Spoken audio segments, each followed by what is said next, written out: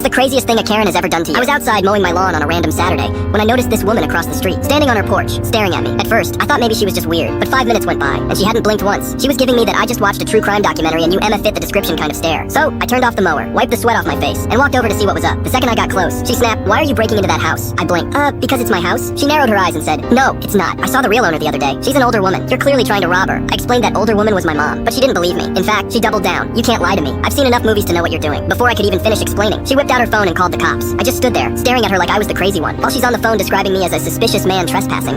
I'm standing there holding a lawnmower, wearing a shirt that literally said, "World's Best Son." 5 minutes later, 2 cop cars pull up, and she runs over to them like she just solved a murder case. "That's him? That's the man trying to rob that poor old lady's house." The cops walked over to me, trying their hardest not to laugh. Before I could even say a word, my mom came outside. She was wearing a bathrobe, holding a cup of coffee, and looking at me like I was the problem. She waved at the officers and said, "Oh, that's just my son. He lives here." Unfortunately, the cops turned back to Karen, and one of them said, "Ma'am, don't you have anything better to do with your life?" She didn't say a word. She just turned around and stormed back to her house. The craziest thing a Karen